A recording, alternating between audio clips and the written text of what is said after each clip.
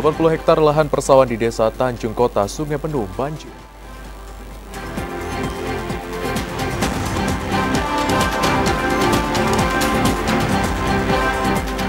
Cegah PMK, Disbunak mulai gencar melakukan penyuntikan dosis vaksin PMK.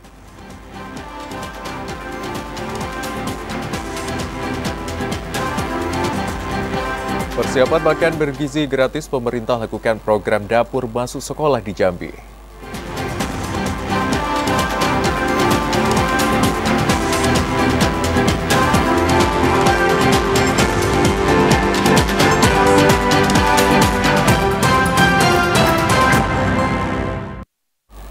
Assalamualaikum warahmatullahi wabarakatuh. Terima kasih Anda masih menyaksikan Jambi hari ini edisi Kamis 23 Januari 2025. Ya saudara, selain 3 berita utama tadi, redaksi kami juga telah menyiapkan sejumlah informasi penting dan menarik lainnya untuk Anda. Bersama saya Cynthia Permana. Dan saya Hazar Akbar, inilah Jambi hari ini selengkapnya.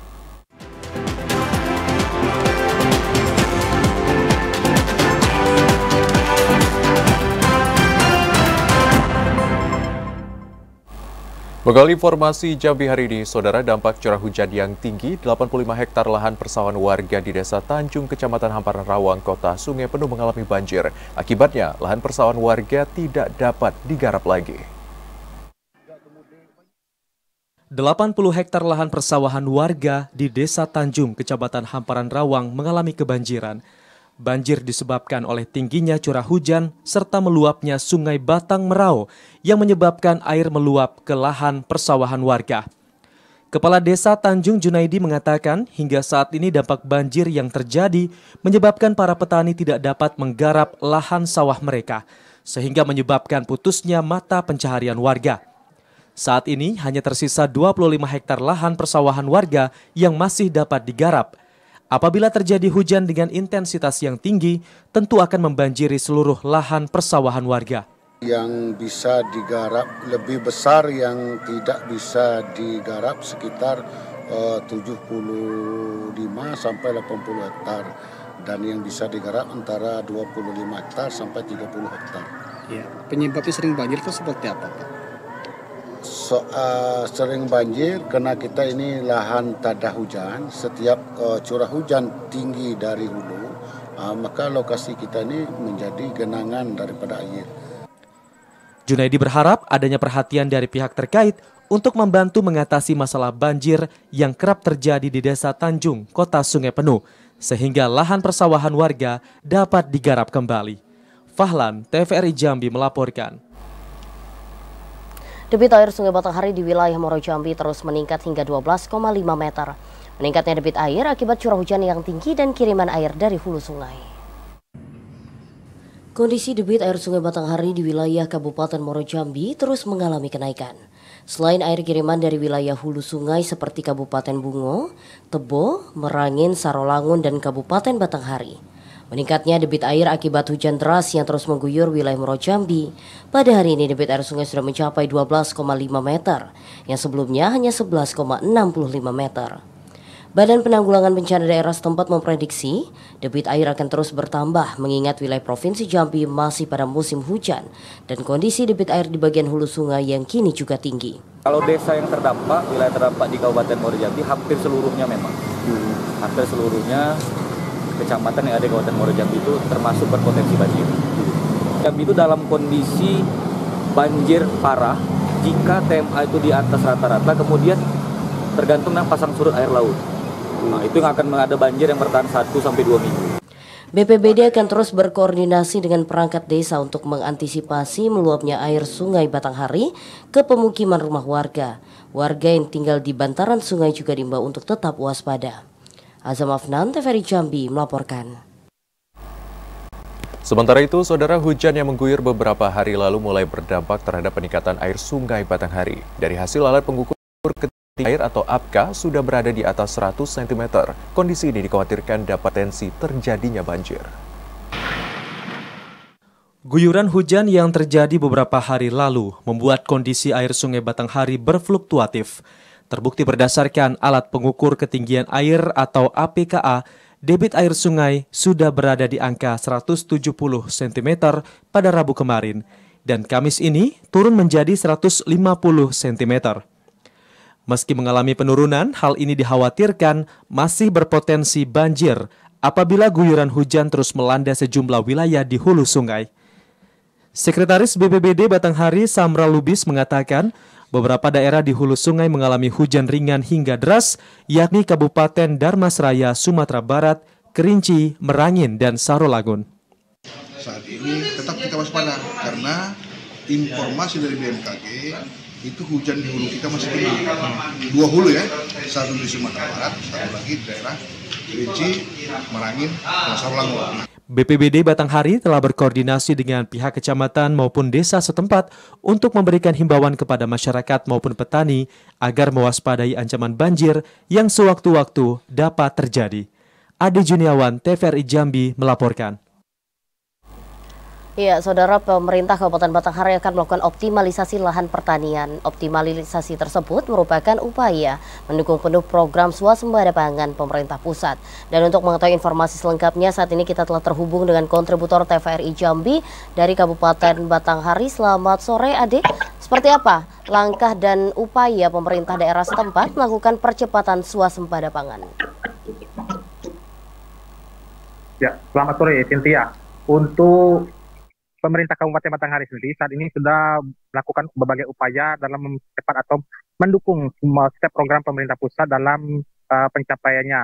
Di mana salah satunya terkait program swasembada pangan yang saat ini pemerintah Kabupaten Batanghari sendiri menargetkan untuk mengoptimalisasi terhadap lahan-lahan pertanian yang ada di Kabupaten Batanghari, di mana terdapat target optimasi atau optimalisasi terhadap lahan tersebut sebesar atau seluas 2.286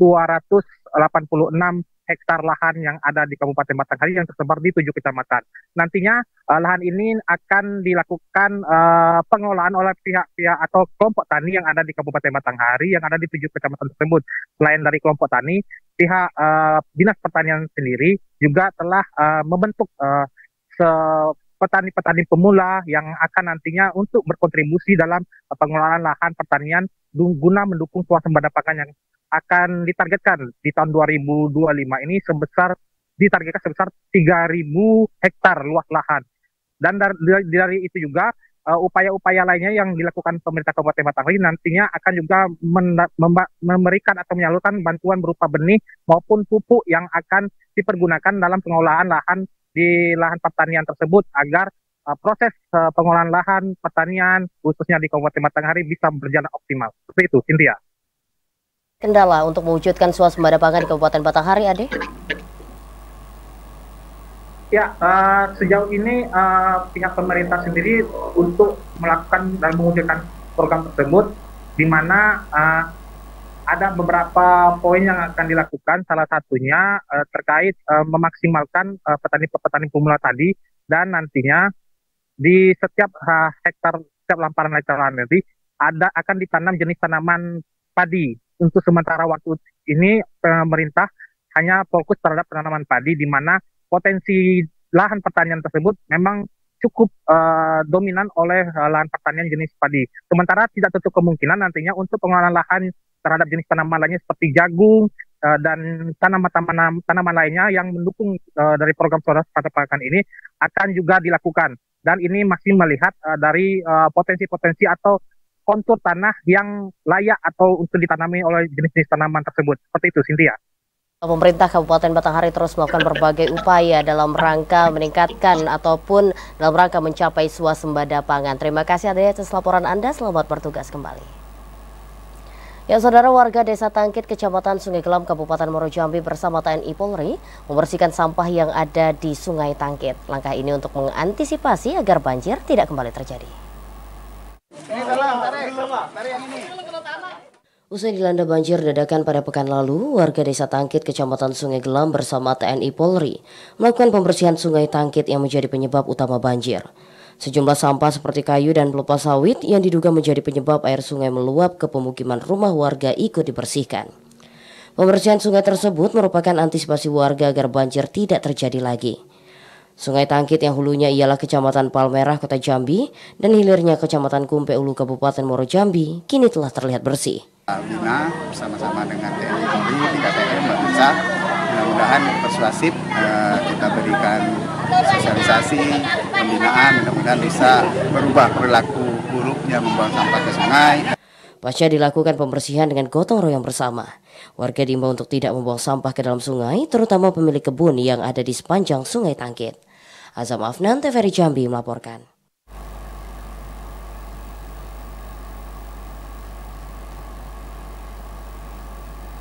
Ya, sementara itu, Saudara Penjabat Bupati Sarolagun Bahri bersama unsur Forkopimda menghadiri serta melakukan penanaman jagung serentak 1 juta hektar yang dipelopori jajaran Polres Sarolagun di Desa Pelawan Jaya, Kecamatan Pelawan. Jajaran Polres Sarolagun melaksanakan kegiatan penanaman jagung serentak dipimpin oleh Kapolres Sarolagun AKBP Budi Prasetya. Bersama PJ Bupati Sarolagun, Ketua Pengadilan Negeri Sarolagun, Kejari Sarolagun, serta jajaran TNI Kodim 0420 Sarko, termasuk kelompok Tani Maju Bersama dan tokoh masyarakat. Kapolres Sarolagun AKBP Budi Prasetya mengatakan, Mabes Polri telah menargetkan program penanaman 1 juta hektar di tahun 2025 dalam rangka mendukung upaya pemerintah Presiden Prabowo menuju swasembada pangan. Jajaran Polres Sarolagun sejauh ini telah melaksanakan penanaman jagung seluas 18 hektar. 8 hektar ditanam di masing-masing polsek, sementara 10 hektar tanaman jagung merupakan sumbangan dari pihak perusahaan. Hari ini di Sarolagun secara serentak ditanam jagung sebanyak 18 hektar, yang merupakan 8 hektar di masing-masing polsek sebaran Sarolagun dan 10 hektar sumbangan dari atau partisipasi dari 2 perusahaan yang ada di Sarolagun. Dalam kesempatan tersebut, jajaran Forkopimda memberikan bantuan kepada para kelompok tani berupa peralatan tani yang telah melakukan penanaman jagung di lahan seluas 2 hektar di Desa Pelawan Jaya, Kecamatan Pelawan. Edi Kusnadi, TVRI Jambi melaporkan. Dinas TPHP Jambi klaim Provinsi Jambi nihil kasus PMK. Ya, informasi selengkapnya akan kami hadirkan usai jeda. Sesaat lagi tetaplah di Jambi hari ini.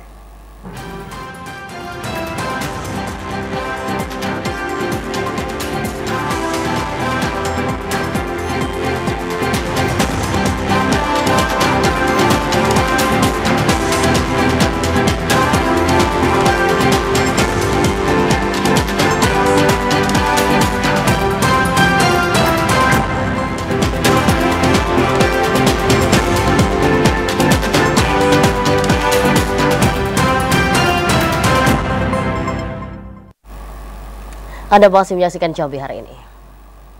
Saudara, upaya pencegahan penyakit mulut dan kuku terhadap hewan ternak di Kabupaten Batanghari mulai gencar dilakukan oleh pemerintah daerah. Salah satunya dengan proses penyuntikan vaksin bagi ternak sapi milik kelompok tani. Meski belum ditemukannya kasus PMK di Kabupaten Batanghari, namun upaya pencegahan kini mulai gencar dilakukan Pemkab Batanghari. Salah satunya dengan memberikan dosis atau penyuntikan vaksin PMK serta vitamin kepada hewan ternak sapi bagi sejumlah kelompok tani yang ada di Batanghari. Petugas kesehatan hewan langsung mendatangi kandang ternak yang ada di Kelurahan Sridadi, Kecamatan Muara Bulian. Tidak hanya di situ, pemberian vaksin dan vitamin ini juga dilakukan kepada kelompok peternak sapi lainnya yang tersebar di 8 kecamatan di daerah tersebut. Terkait hal ini pula, Kepala Dinas Perkebunan dan Peternakan Batanghari, Mara Mulya Pane mengatakan ada 100 dosis vaksin PMK yang diberikan kepada kelompok tani dan saat ini sudah terdapat 25 dosis PMK yang diberikan kepada hewan ternak. Mara Mulya Pane berharap langkah pemberian dosis vaksin ini dapat berjalan efektif agar kasus PMK di Batanghari tidak lagi ditemukan. Ade Juniawan, TVRI Jambi melaporkan. Ya, sementara itu, Saudara, Dinas TPHP Provinsi Jambi mengklaim wilayah Provinsi Jambi nihil kasus penularan PMK dan hal itu berdasarkan laporan dari Dinas Peternakan maupun dinas-dinas terkait di daerah. Dinas Tanaman Pangan, Hortikultura dan Peternakan Provinsi Jambi mengklaim belum ditemukan adanya kasus penyakit mulut dan kuku atau PMK yang menginfeksi hewan-hewan ternak di wilayah Provinsi Jambi. Klaim nihil kasus PMK tersebut berdasarkan laporan dari Dinas Peternakan maupun dinas-dinas terkait di daerah. Kepala Dinas TPHP Provinsi Jambi, Rumusdar, mengatakan kondisi kesehatan hewan ternak di seluruh wilayah Provinsi Jambi saat ini dinilai dalam kondisi yang baik. Dalam upaya mewujudkan Provinsi Jambi bebas kasus PMK, Dinas TPHP Provinsi Jambi mendorong dinas-dinas terkait di daerah untuk melakukan pengetatan terhadap lalu lintas ternak. Pengetatan ini sangat diperlukan untuk mencegah penularan virus PMK oleh hewan ternak yang dibawa dari luar Provinsi Jambi. Memaksimalkan pemeriksaan juga harus dilakukan ke pasar-pasar hewan ternak, serta melakukan pengecekan rutin kandang-kandang ternak. Alhamdulillah belum ada. Ini mudah-mudahan kita harap ke depannya jangan sampai terjadi. Kita wanti-wanti di lalu lintas ternak. Di ternak yang masuk dari luar provinsi, utamanya dari Lampung, Sumatera Barat, Sumatera Selatan, Bengkulu, Pekanbaru misalnya kita jaga ketat, dan ini diarahkan juga pada pasar-pasar hewan, pasar-pasar ternak. Dinas TPHP Provinsi Jambi telah menyalurkan 2.700 dosis vaksin PMK ke seluruh kabupaten kota. Penyaluran vaksin dari pemerintah pusat itu dibagi berdasarkan perhitungan kebutuhan daerah. Randy Arta, TVRI Jambi melaporkan.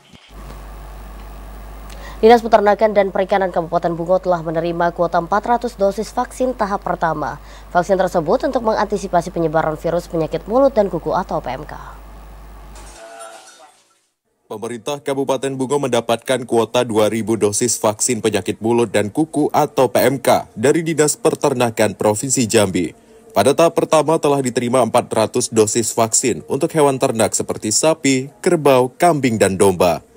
Kabid Kesehatan Hewan dan Kesmafed Dinas Peternakan dan Perikanan Bungo, Togu Permadi Samosir mengatakan, vaksin ini merupakan upaya pengendalian dan penanggulangan PMK di Kabupaten Bungo, terutama bagi para peternak, agar dapat mengantisipasi tingkat kematian hewan ternak, karena PMK ini disebabkan oleh virus yang menular dengan cepat. Togu Permadi menjelaskan, hewan ternak yang akan divaksin harus dalam kondisi sehat dan belum pernah terinfeksi PMK.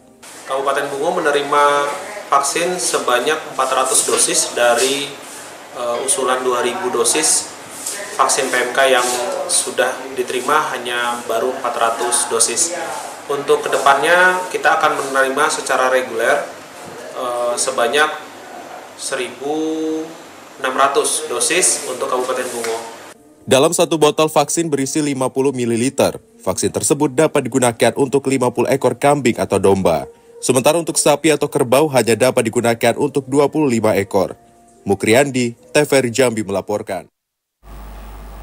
Ya, Saudara, Dinas Peternakan dan Perikanan Kota Sungai Penuh telah mengajukan 4.000 dosis vaksin PMK. Vaksin ini nantinya akan diberikan untuk hewan ternak serta hewan yang datang dari luar daerah. Mengantisipasi terjadinya virus PMK bagi hewan ternak seperti sapi, kerbau, dan kambing, Dinas Peternakan dan Perikanan Kota Sungai Penuh telah mengajukan 4.000 dosis vaksin bagi hewan ternak. Kepala Subbagian TU Rumah Potong Hewan Dinas Peternakan dan Perikanan Kota Sungai Penuh, Firdaus mengatakan, dari 4.000 dosis yang diajukan kepada pemerintah Provinsi Jambi, pihaknya baru menerima 600 dosis vaksin. Dari ratusan dosis tersebut, saat ini 170 ekor sapi ternak yang ada di Kota Sungai Penuh sudah divaksin PMK. Vaksinasi, karena kemarin vaksinnya baru dikirim dari Jambi sebanyak 600 dosis. Pada hari ini kita telah melakukan vaksinasi dari pagi tadi sebanyak 170 ekor. Untuk hari ini sampai jam ini. Karena kegiatan kita ini mungkin dalam minggu ini, mulai hari ini, besok dan lusa kita tetap melakukan vaksinasi. Saat ini jumlah populasi hewan ternak yang ada di Kota Sungai Penuh yakni sapi 2.000 ekor, kerbau 500 ekor, kambing 700 ekor. Semua jenis populasi hewan ternak tersebut akan divaksin PMK. Fahlan, TVRI Jambi melaporkan. Pemerintah Provinsi Jambi terus mewaspadai penularan penyakit mulut dan kuku atau PMK. Salah satunya memperketat pengawasan pasar ternak dan arus lalu lintas hewan yang masuk ke Provinsi Jambi. Penularan penyakit mulut dan kuku atau PMK pada hewan ternak di Provinsi Jambi menjadi perhatian khusus bagi pemerintah Provinsi Jambi. Antisipasi penularan PMK mulai dilakukan sejak dini. Selain vaksin PMK, antisipasi juga dilakukan di tingkat pasar penjualan hewan ternak. Kemudian meningkatkan pengawasan arus lalu lintas hewan ternak yang hendak masuk ke Provinsi Jambi. Sekretaris Dinas Tanaman Pangan, Hortikultura dan Peternakan Provinsi Jambi Agus Salim mengatakan, pengetatan ke tingkat bawah akan terus dilakukan, sehingga hewan yang terpapar dapat langsung diisolasi dan dipisah dengan hewan lainnya. Tentu kalau sedapat mungkin kita awasi di pasar ya, karena kejadian wabah PMK ini terjadi ketika ada wabah yang masuk, kemudian sapinya terkontaminasi wabah PMK, terus nanti digabung atau dijual di pasaran, dan nanti peternak kita tidak mengetahui bahwa itu ada virus wabah PMK yang sudah merebak. Para peternak atau penjual diminta untuk mengenali gejala PMK pada hewan, sehingga mereka juga dapat melakukan tindakan cepat agar tidak menular ke hewan lainnya. Joko TVRI Jambi melaporkan. Sorotan lainnya, saudara, menyukseskan target swasembada pangan yang merata. Kepolisian daerah Jambi bersama jajaran pemerintah provinsi rangkul masyarakat dalam program penanaman jagung 1 juta hektar lahan. Untuk mengetahui informasinya, kami telah terhubung dengan reporter TVRI Jambi Chandrika Divade. Halo, selamat sore Cika. Seperti apa komitmen dan proses kegiatan tanam jagung yang dilakukan di Provinsi Jambi? Ya, selamat sore Hazet dan juga saudara. Dalam mengakselerasi terciptanya swasembada pangan, memang Kepolisian Republik Indonesia bersama dengan Kementerian Pertanian menunjukkan komitmennya yang kuat dengan melaksanakan program penanaman jagung serentak 1 juta hektar se-Indonesia. Salah satu misi Astacita ini juga turut diimplementasikan oleh Kepolisian Daerah Jambi, di mana sebelumnya pihak Polda Jambi ini juga telah menggelar kegiatan tanam jagung perdana di kuartal pertama pada 21 Januari 2025 lalu. Kemudian juga pemirsa, dari sebelumnya berdasarkan hasil pendataan dari pihak Polda Jambi menunjukkan bahwa untuk luasan lahan yang ada di wilayah Provinsi Jambi yang nantinya ini akan menjadi titik penanaman jagung serentak, khususnya yang tersebar di 11 kabupaten kota yang ada ini, sebanyak 2.185 hektar lahan pada kuartal pertama, yang mana ini juga tidak menutup kemungkinan pemirsa berpotensi akan terus bertambah ke depannya. Dan sementara itu juga pemirsa, proses penanaman jagung serentak ini juga telah rampung dilaksanakan tahap pertama, di mana ini dilaksanakan di bawah pimpinan langsung dari masing-masing Polres di tiap kabupaten kota. Seperti diantaranya di Kabupaten Tanjung Jabung Barat, Polres Tanjung Jabung Barat telah melaksanakan tahapan tanam bibit jagung pertama ini di Desa Sukadamai, Kecamatan Tebing Tinggi, Kabupaten Tanjung Jabung Barat, di mana luasan lahan yang telah ditanami ini sebanyak 36 hektar untuk dengan sistem monokultur. Lahan lainnya ini memang dikhususkan bagi sistem tumpang sari, yang mana ini juga merupakan lahan milik dari beberapa perusahaan yang telah bekerja sama dengan Polres Tanjung Jabung Barat. Kemudian juga di Polres Tebo telah dilaksanakan tepatnya di belakang lokasi kantor Kepala Desa Tegal Arum. Kemudian juga untuk di Polres Batanghari, Polres Batanghari juga telah melaksanakannya di Desa Jangga Baru, Kecamatan Batin 24. Selanjutnya juga pemirsa dapat kami informasikan, hal ini juga turut dilaksanakan oleh Polres Kabupaten Kerinci, yakni tepatnya berada di area Polsek Kecamatan Air Hangat Kabupaten Kerinci. Namun pemirsa, adanya kendala terbatasnya luasan lahan khususnya komoditas jagung di Kabupaten Kerinci ini, maka nantinya prosesi berlangsungnya penanaman bibit jagung ini akan menggunakan skema penanaman yakni 2 kali panen dalam 1 tahun. Ini bertujuan agar penggunaan lahan yang terbatas ini dapat digunakan secara optimal dan efisien. Sementara demikian, Hazet. Ya, Kepolisian Daerah Jambi terus berupaya dan juga berkolaborasi untuk meningkatkan program swasembada pangan. Terima kasih Chandrika Divani atas laporan Anda. Selamat sore dan selamat bertugas kembali.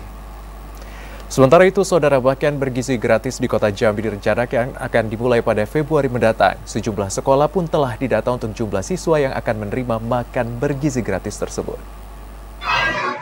Program makan bergizi gratis di Kota Jambi akan dilaksanakan pada bulan Februari mendatang. Beberapa sekolah telah didata oleh Babinsa untuk jumlah siswa yang nantinya akan menerima makan bergizi gratis tersebut.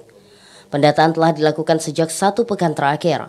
Salah satunya di Sekolah Dasar Negeri 131 Kota Jambi dan Sekolah Dasar Negeri 113 Kota Jambi yang telah menyerahkan data siswa ke Babinsa. Untuk di SD Negeri 131 Kota Jambi, ada 370 orang dan 128 orang di SD Negeri 113 Kota Jambi. Selain itu ada beberapa sekolah di Kecamatan Telanai-Pura yang telah didata oleh Babinsa untuk program makan bergizi. Dari Babinsa Telanai-Pura. Yang melakukan pendataan, Bu, ya? Ya, yang melakukan pendataan. Kapan, Bu, pendataannya dilakukan kemarin? Sekitar 1 minggu yang lalu. 1 minggu yang lalu. Ya.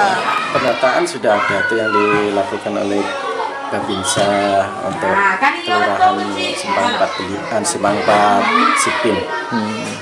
Nah, kebetulan kemarin yang didata itu siswa dari kelas 1 sampai kelas 6, itu jumlahnya 128 siswa. Mereka berharap makan bergizi gratis dapat segera terrealisasi, sehingga anak-anak dapat belajar dengan semangat dan gizi tercukupi. Joko, TVRI Jambi melaporkan.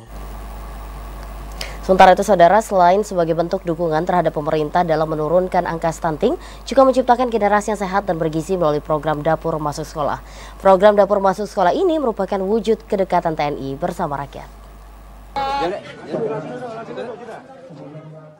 Kodam 2 Sriwijaya kembali melakukan program Dapur Masuk Sekolah yang dilakukan serentak di 5 wilayah, termasuk Korem 042 Garuda Putih yang menggelar Dapur Masuk Sekolah di Sekolah Dasar Kartika. Program Dapur Masuk Sekolah berupa pendistribusian dan pemberian makan gratis yang bergizi. Pangdam 2 Sriwijaya Maijen TNI M. Naudi Nurdika mengatakan, Dapur Masuk Sekolah merupakan gagasan dari TNI yang telah berjalan selama 1 tahun. Diharapkan, melalui program ini anak-anak dapat bertumbuh dan menjadi generasi yang sehat dan cerdas. Sementara itu, Danrem 042 Garuda Putih, Brigjen TNI Heri Purwanto menjelaskan, program ini dapat memberikan berbagai manfaat. Selain dapat membantu pemerintah dalam menurunkan angka stunting, juga menjadikan generasi penerus bangsa yang sehat dan cerdas. Hal ini sebagai bentuk nyata kedekatan TNI dengan rakyat, karena bersama TNI, rakyat kuat.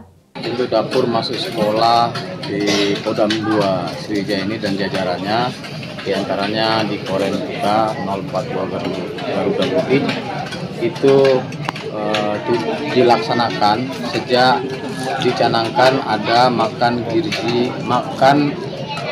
bergizi gratis. Nah, dari Bapak Kasat ada kegiatan untuk sinergi dengan kegiatan dari Bapak Presiden. Kita ada Dapur Masuk Sekolah. Sementara itu, siswa-siswi serta para tenaga didik di Sekolah Kartika antusias mengikuti program Dapur Masuk Sekolah. Dan Rem 042 Gapu juga mengatakan saat ini pihaknya tengah menyiapkan makan siang gratis yang dicanangkan oleh Presiden Republik Indonesia. Yogi Ramadhani, TVRI Jambi melaporkan. Ya, Saudara, PJ Bupati Kerinci tinjau lokasi calon ibu kota daerah. Informasinya akan kami hadirkan usai jeda pariwara berikut dalam segmen advertorial. Tetaplah bersama kami.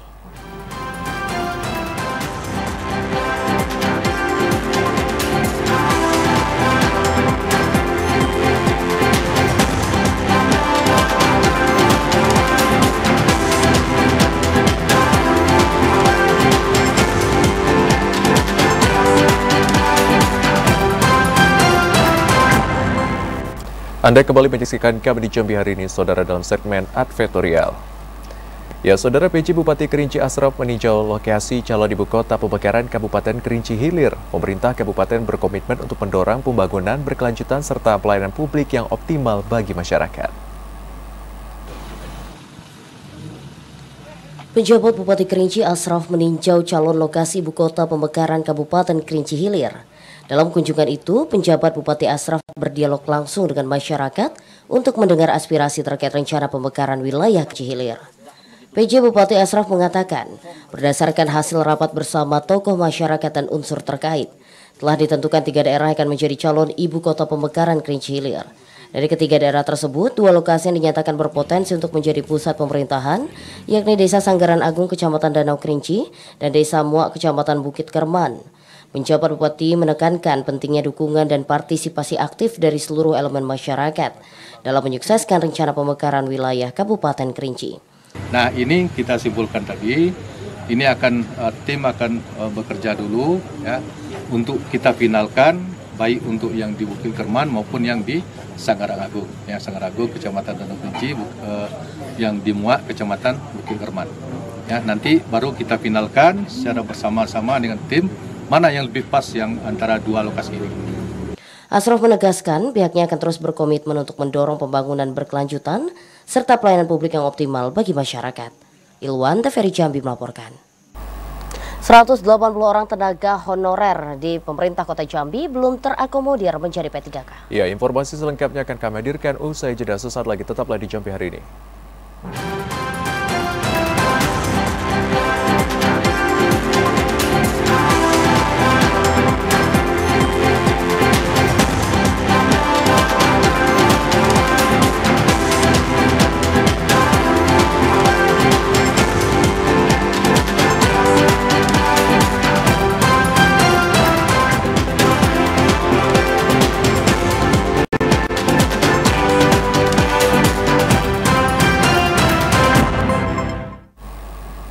Saudara, Anda masih menyaksikan Jambi hari ini. Kejati Jambi belum menerima kembali berkas tersangka Helen Dian Krisnawati dan tersangka Didin alias Diding dari penyidik Polda Jambi. Jaksa minta penyidik kepolisian untuk segera melengkapi berkas perkara tersebut.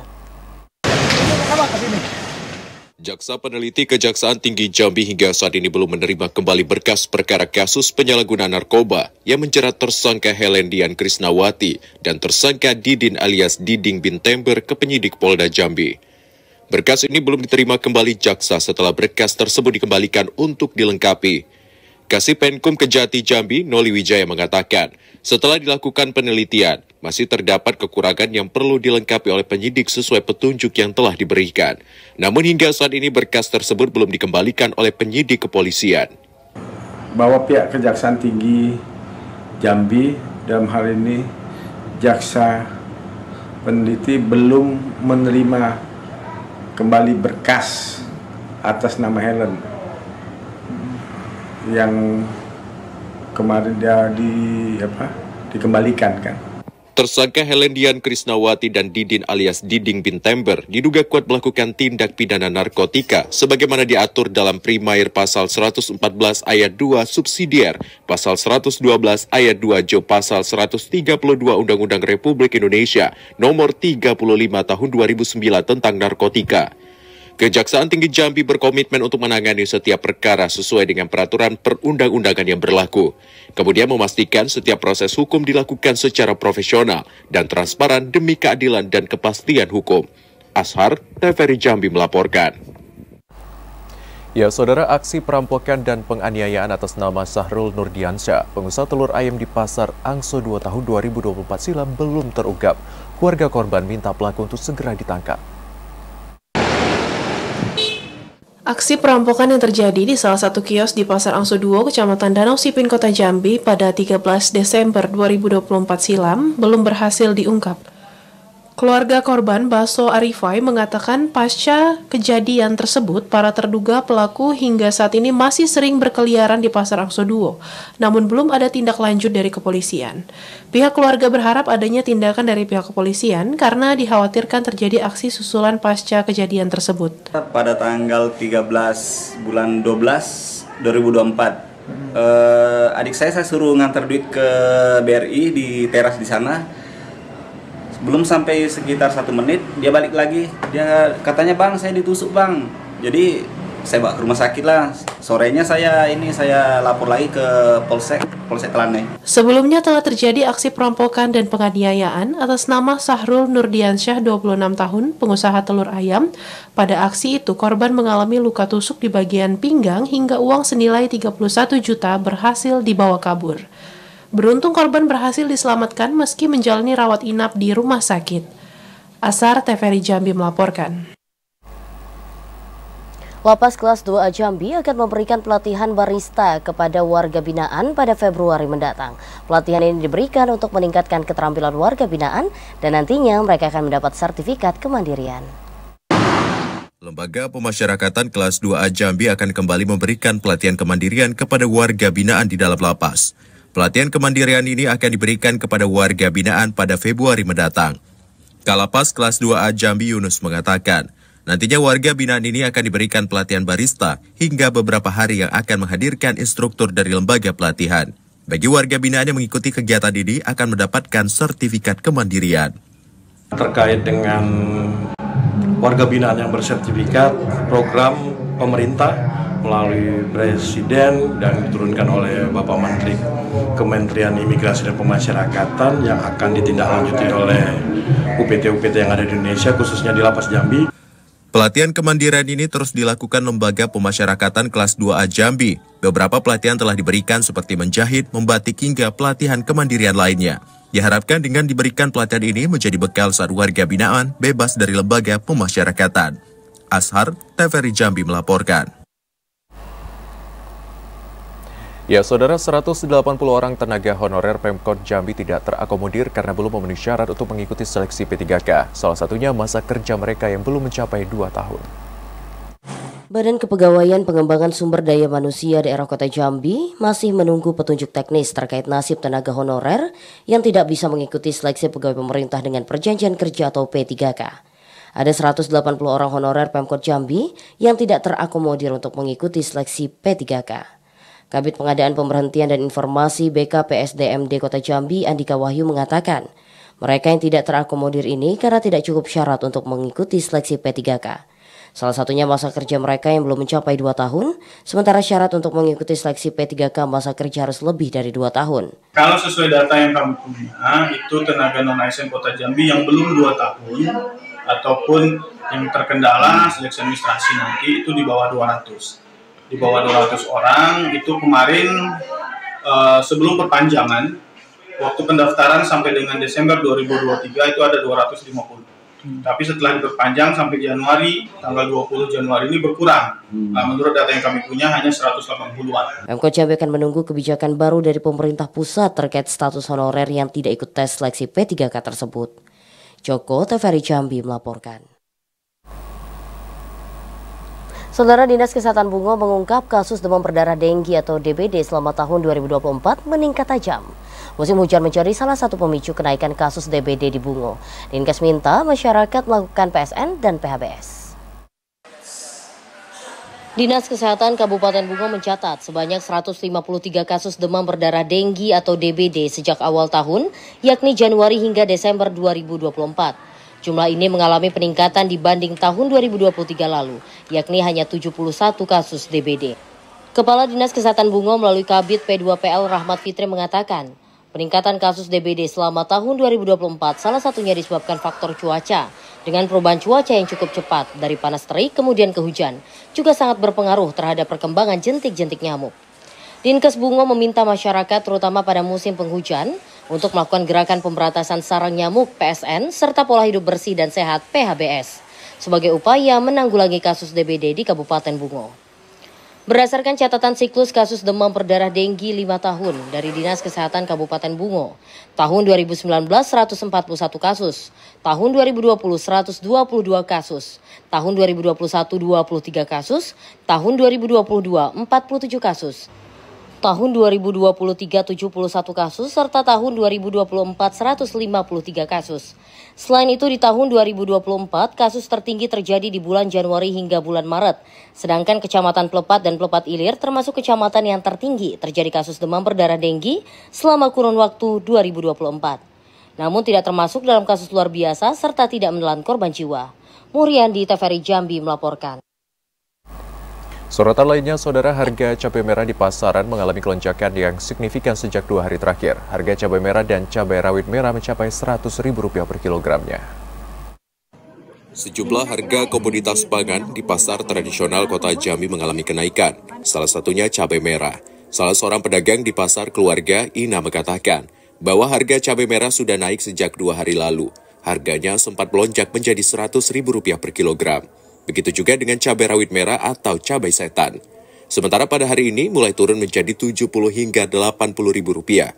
Namun harga tersebut tergolong masih tinggi jika dibandingkan dengan harga sebelumnya yang berkisar Rp35 hingga Rp40.000 per kilogram. Kalau harga hari ini udah turun Rp70, nah itu 2 hari yang lalu. Itu berapa, Bun? 100. Selama berapa hari itu, Bun? 100? 2 hari. Tahu tidak, Bun, penyebabnya kenapa bisa naik 2 hari terakhir? Jelasnya satu, barang banyak kebanjiran. Nah, yang keduanya memang stoknya itu memang tidak ada masuk. Jadi kekurangan stok. Pedagang menjelaskan bahwa kenaikan harga tersebut terjadi karena pengaruh cuaca, sehingga para petani tidak panen dan membuat ketersediaan di pasaran berkurang. Yogi Ramadhani, TVRI Jambi melaporkan. Saudara, informasi tadi sekaligus mengakhiri jumpa kita di Jambi hari ini. Terima kasih atas perhatian dan kebersamaan Anda. Saya Cynthia Permana. Dan saya Zir Akbar bersama kerabat kerja yang bertugas pamit undur diri. Wassalamualaikum warahmatullahi wabarakatuh dan sampai jumpa.